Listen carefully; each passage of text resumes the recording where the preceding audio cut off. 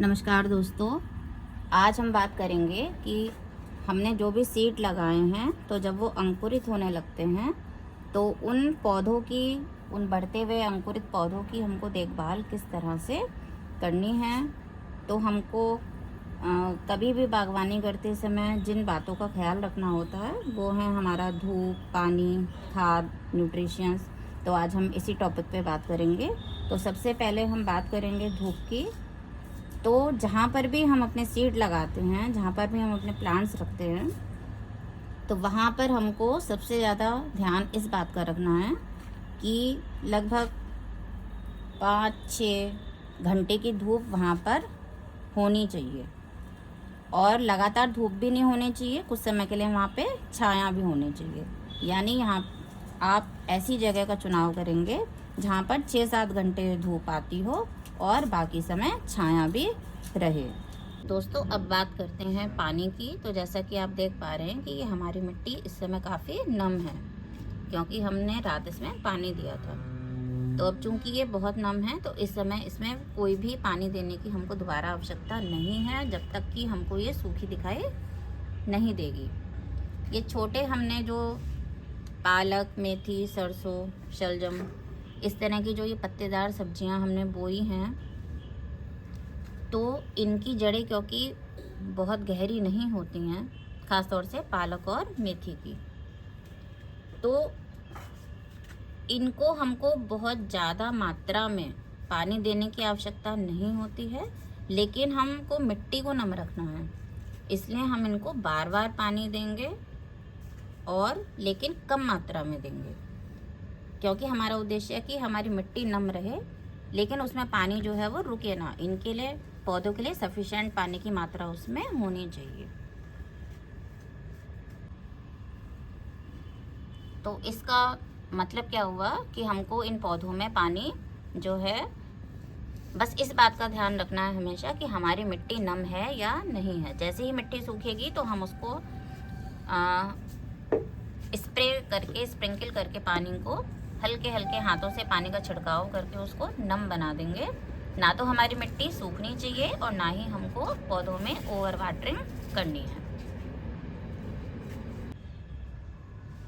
दोस्तों, ये देखिए, हमने ये मूली बोई थी लगभग 1 हफ्ता पहले। तो जैसा कि आप देख पा रहे हैं कि कोई कोई पौधे जो हैं वो बहुत ज़्यादा पास उग गए हैं। ये देखिए, इस तरह से जब पौधे हमारे बहुत ज़्यादा पास उग जाते हैं तो हमको उनको थिनिंग करने की भी आवश्यकता होती है क्योंकि अगर हम इनको थिनिंग नहीं करेंगे, ये दूर दूर नहीं होंगे, तो इनको उचित खुराक जो है वो नहीं मिल पाएगी। मैं भी इन प्लांट्स को जो है वो थिनिंग कर लूँगी इनकी। बस मैं थोड़ा सा इंतज़ार कर लूँगी, बस ये थोड़े से और बड़े हो जाएंगे तो हम इनको एज ए भाजी भी, इनको किसी भी सब्जी के साथ मिक्स करके या अलग से भाजी भी बनाकर हम इनकी यूज़ कर सकते हैं।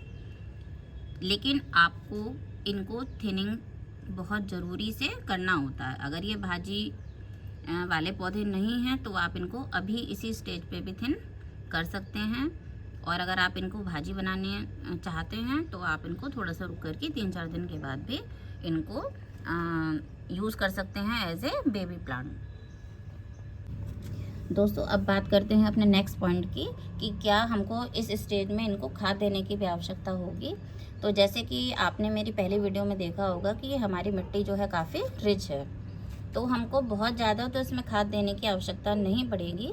और अगर हम देना भी चाहें तो हम इसको एक लिक्विड खाद के रूप में इस पर स्प्रे कर सकते हैं। तो लिक्विड खाद के लिए हम वर्मी कंपोस्ट या हमारी जो काऊ डंग होती है या हमारी जो किचन वेस्ट होता है, उनसे एक तरह से कंपोस्ट टी बना करके उनका हल्का हल्का हम पानी के साथ मिला करके कंपोस्ट टी का छिड़काव इन पे कर सकते हैं, जिससे इनको न्यूट्रिशंस जो है वो बहुत अच्छी मात्रा में मिल जाएगा और ये बहुत अच्छे से ग्रो करेंगे।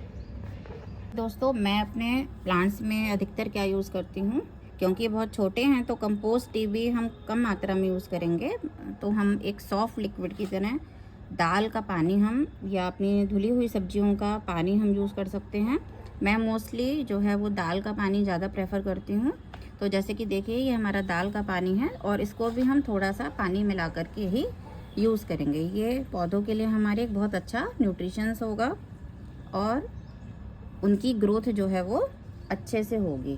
इसको हम अपने किसी भी वेजिटेबल या अपने फ्लावरिंग प्लांट्स जो होते हैं उनमें भी एज ए लिक्विड खाद की जगह यूज़ कर सकते हैं। ये देखिए दोस्तों, ये चावल का पानी है, लेकिन यहाँ पे मुझे एक महत्वपूर्ण बात आपको बतानी है कि हम अधिकतर देखते हैं या सुनते हैं कि चावल का पानी भी पौधों के लिए बहुत अच्छा होता है। हाँ, चावल का पानी अच्छा होता है, लेकिन हम इनको फ्लावरिंग प्लांट्स के लिए यूज़ करें या डेकोरेटिव प्लांट्स के लिए यूज़ करें तो ये अच्छा है। लेकिन मैं आपसे ये शेयर करना चाहती हूँ कि हम अपनी वेजिटेबल वाले प्लांट्स में इनको ना डालें तो ज़्यादा अच्छा होगा। दोस्तों, चावल के अंदर चाहे वो किसी भी विधि से, चाहे वो जैविक विधि से उगाया गया हो या अजैविक विधि से केमिकल फर्टिलाइजर्स का यूज़ करके उगाया हो, चावल के अंदर हमेशा ही आर्सेनिक नाम का जो तत्व पाया जाता है और ये मोस्टली इसके आउटर लेयर में रहता है। और जब हम इसको धोते हैं तो क्योंकि आर्सेनिक जो होता है वो पानी में घुलनशील होता है, तो जब भी हम इसको धोएंगे तो इस पानी में आर्सेनिक तत्व जो है वो आ जाता है और ये आर्सेनिक तत्व जो है ये कैंसरजनक होता है। वैसे तो आर्सेनिक तत्व प्रकृति में, हवा में, पानी में, मिट्टी में सभी जगह प्राकृतिक रूप से मौजूद होता है और सभी अनाजों में भी होता है, लेकिन सबसे ज़्यादा 10 से 20 गुना मात्रा बाकी अनाजों से अगर हम कंपेयर करें तो सबसे ज़्यादा चावल में होती है। और उसका एक कारण है, क्योंकि चावल की फसल एक ऐसी फसल है जो जब उसको हम लगाते हैं तो उसमें बहुत ज़्यादा हमको सिंचाई की आवश्यकता होती है, यानी चावल उगते समय बहुत ज़्यादा पानी अपने अंदर अवशोषित कर लेता है। तो इसका अर्थ इनडायरेक्टली ये भी है कि ये बहुत ज़्यादा मात्रा में अपने अंदर आर्सेनिक को अवशोषित कर लेता है और ये आर्सेनिक इसकी आउटर मोस्ट लेयर में रहता है। और जब भी हम इसको धोएंगे तो ये आर्सेनिक, जो कि एक कैंसर का कारण होता है, ये हमारे पौधों के अंदर भी जा सकता है अगर हम इस तरह चावल का पानी यूज़ करेंगे। तो मेरी ये एडवाइस है कि हम लोग इसको वेजिटेबल वाले प्लांट्स जो हैं उनमें ना डालें, लेकिन हम अपने डेकोरेटिव प्लांट्स जो हैं जिनको हमको खाना नहीं है, जो नॉन ईटेबल हैं, उनमें हम डाल सकते हैं, क्योंकि इसका जादुई इफेक्ट तो होता है। अब एक सबसे महत्वपूर्ण जो आपसे मुझे शेयर करना है वो ये कि जब हमारे प्लांट्स जो हैं वो ग्रोइंग स्टेज में होते हैं, जब ये अंकुरित होकर के ही हटे हैं, तब उस समय स्नेल्स या स्लग्स जो हैं ये इन पे बहुत ज़्यादा अटैक करते हैं। तो जैसा कि आप देख पा रहे हैं कि हमारे इस ग्रो बैग की मिट्टी हमने काफ़ी तो उसके लिए सबसे पहले तो बोने से पहले हम क्या कर सकते हैं कि अपनी धूप को हमको हमेशा ही जाड़े के बाद गर्मियों में या गर्मियों के बाद जब हम जाड़ों में बोने की तैयारी करते हैं तो हमको अपनी धूप को कम से कम 2 या 3 दिन के लिए एटलीस्ट तेज़ धूप में इसको एक तरह से रिचार्ज कर लेना चाहिए, धूप में सुखाना चाहिए, जिससे हमारे हानिकारक जो होते हैं इसमें कीट वगैरह जो हैं वो इसमें से चले जाते हैं। और लेकिन ये क्योंकि प्राकृतिक चीज़ है तो हम कितना ही मिट्टी को भी ट्रीट कर ले, लेकिन कुछ प्राकृतिक चीज़ें ऐसी होती हैं जो हमारे आउट ऑफ कंट्रोल होती हैं। तो जैसा कि आप देख पा रहे हैं कि यहाँ पे देखिए, ये जैसा कि आप देख पा रहे हैं ये जो है स्नेल, चाहे हम अपने कितना भी ट्रीटमेंट कर लें, लेकिन इस तरह के जो स्नेल्स होते हैं ये उगते हुए पौधे को बहुत चाव से खाते हैं और अगर आप इनका ध्यान नहीं रखेंगे तो आपको ऐसा लगेगा कि आपके पौधे तो बहुत अच्छे से अंकुरित हो गए थे, लेकिन 3-4 दिन बाद आपको उसमें ऐसा लगेगा कि पौधे जो हैं वो किसी कारण से जो हैं वो मरने लगते हैं और उनकी ग्रोथ अचानक से रुक जाती है। तो उसका कारण इसी तरह के स्नेल्स हैं जो हमारी मिट्टी में छुपे होते हैं कहीं ना कहीं, और ये इनकी जड़ों को खाकर, इनकी पत्तियों को खाकर जो है वो नष्ट कर देते हैं। तो दोस्तों, इस तरह के स्नेल या स्लग्स से बचने का एक ही उपाय है कि एक तो आप सबसे पहले बोने से पहले अपनी मिट्टी को बहुत अच्छे से ट्रीट कर लें जैविक विधि से, धूप वगैरह दिखा करके। दूसरा, अगर ये इस तरह के ये ज़्यादा मात्रा में अगर हों तो हम और भी बहुत उपाय कर सकते हैं।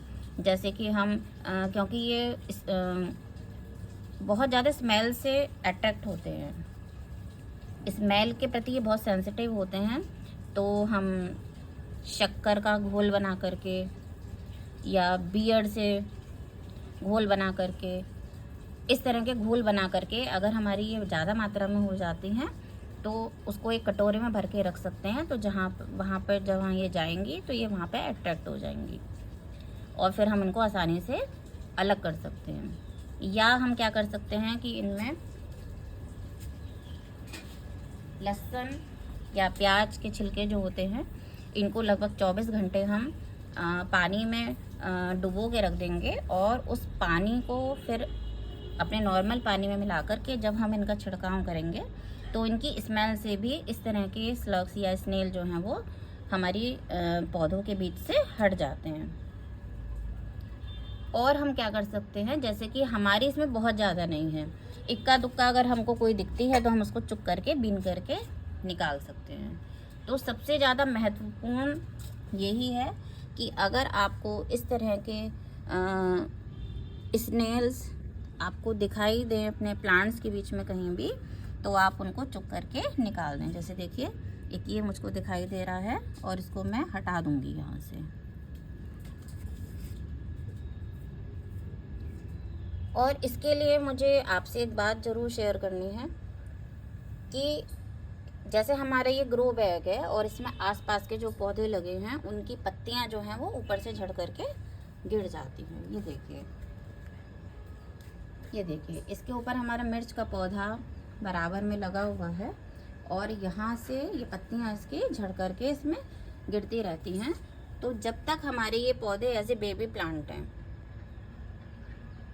क्योंकि इनकी पत्तियां इस समय बहुत ज़्यादा कोमल हैं, बहुत ज़्यादा स्टेमिना भी नहीं है इनके अंदर, बहुत ज़्यादा इम्यूनिटी भी नहीं है इनके अंदर, तो ये जो स्नेल्स होती हैं इन्हीं पत्तियों के नीचे छुपकर इनको अपना भोजन बनाने लगती हैं। तो हम क्या करते हैं कि सुबह और शाम दोनों टाइम इस तरह के जो हमारे अंकुरित होते हुए पौधे हैं, कम से कम उस वाले ग्रो बैग में हम इस तरह की पत्तियां हमेशा ही हटा देते हैं। जैसे मैं थोड़ी देर बाद इन पत्तियों को यहाँ से हटा दूंगी और इसी तरह से शाम को भी एक बार चेक करूंगी कि इस तरह की पत्तियां जो हैं वो हमारे ग्रो बैग में नहीं होनी चाहिए। वैसे तो ये किसी भी ग्रो बैग में या किसी गमले में या किसी भी मिट्टी में हम इस तरह से ये ताज़ी पत्तियां नहीं हमारी होनी चाहिए, क्योंकि ये जो स्नेल्स हैं या स्लग्स हैं ये इन्हीं को अपना भोजन बनाती हैं। तो दोस्तों महत्वपूर्ण बात क्या हुई कि हमको इस तरह की जो पत्तियां हैं अपनी क्यारी में से, तो दोस्तों हमको क्या ध्यान देना है कि क्योंकि हमको उसका जो रूट कॉज है वो ही हम ख़त्म कर दें तो हमको ज़्यादा प्रॉब्लम का सामना नहीं करना पड़ेगा। तो पहला रूट कॉज हो गया कि हम हर बार अपनी मिट्टी को रिचार्ज कर लें धूप में भी, और वो खुद ही एक तरह से इनसे रहित हो जाएगी। लेकिन तब भी क्योंकि प्राकृतिक चीज़ें हैं, हमारे आउट ऑफ कंट्रोल हैं, तो हम इनको अगर ये कम मात्रा में है तो इस तरह से बीन करके हम इनको अलग कर सकते हैं। नहीं तो ये पूरी की पूरी प्लांट्स में क्यारी में फैल करके इनकी सारी पत्तियों को खा जाएगी, चट कर जाएगी, और अंकुरित अच्छे होने के बाद भी हमको कुछ भी हाथ नहीं आएगा और 3-4 दिन में ही हम देखेंगे कि हमारे प्लांट जो हैं वो मर जाते हैं। तो दोस्तों ये कुछ बातें थी जो मैंने आपसे शेयर करी थी अपने अनुभव से, जो मैंने सीखा है। मिलते हैं नेक्स्ट वीडियो में, तब तक के लिए नमस्कार।